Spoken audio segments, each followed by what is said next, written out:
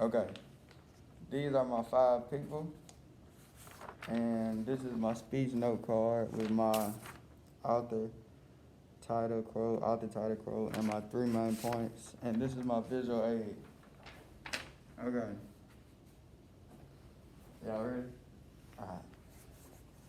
Hello, my name is Mario Parham, and I am here to speak to you about the unknown struggles of being a student athlete. The reasoning behind me choosing this topic was because most people think that being a student athlete is something that's easy and that anybody can do and that it's just a cakewalk, but in reality, it's not that. Being a student athlete, you have to be a student first, or you'll essentially be wasting your own time. I'm credible to talk about this topic because I have been a student athlete for a majority of my life, and I've had to deal with and maintain this lifestyle for quite some time now.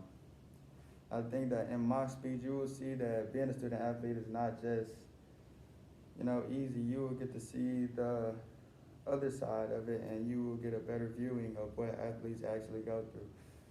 In this speech, my three main points will be academics, my second point would be time management, and my third point is nutrition.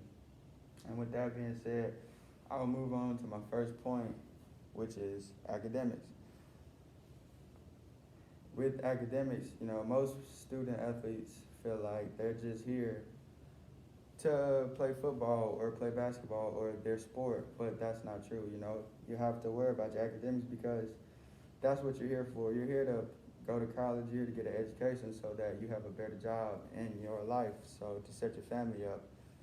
And most people don't realize that. Most people think that people just come here to play sports, and you know, if you don't worry about your academics, you won't be able to play because if you have a failing grade or you have below a 2.5 GPA, you won't be on the field anyway, or 2.0 GPA, you won't be on the field anyway, and you'll be on academic probation. You won't be able to practice. You won't be able to lift weights with the team. You just won't feel part of the team. So without that aspect, you won't be included anyway. So you have to worry about your academics because that's what's going to get you ahead in life. That's what's going to set you apart because that's what you're here for.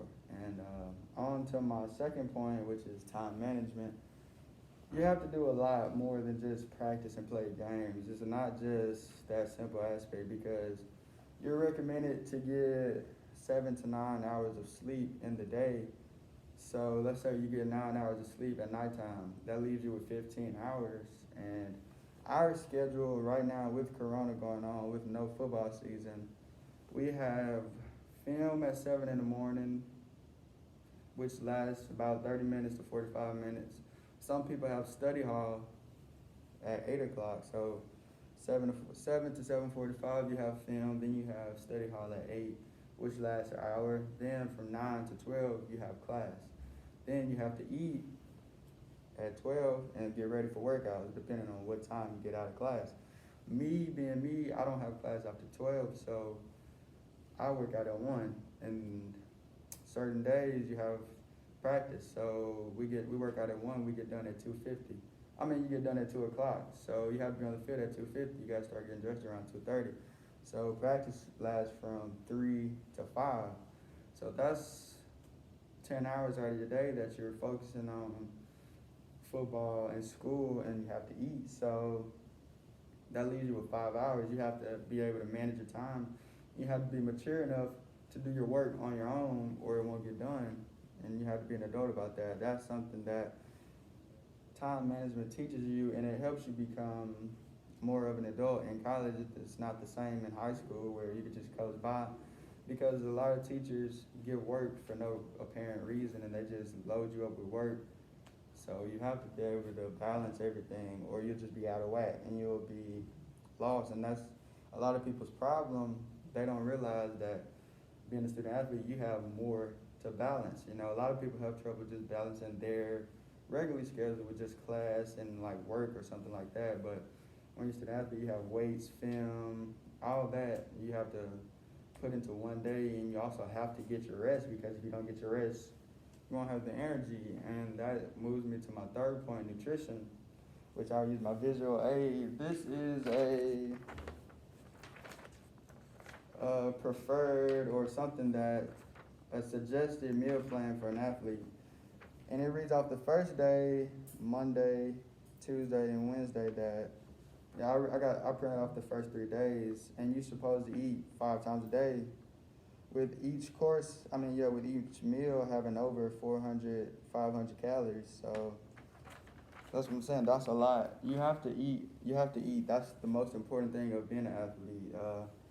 And in my quote, it's read that several programs have been created to assist in the development of sport participants and athletes. So you have like, that's like your coach is telling you to go eat, or your coach is giving you a chocolate milk after your workouts. You have to fuel your body. It's recommended that each athlete eat up to 2,800 calories a day. So if you don't fuel your body with the right proteins, then you won't be able to, you won't have the energy, you won't be able to perform, and so you'll also be wasting your time.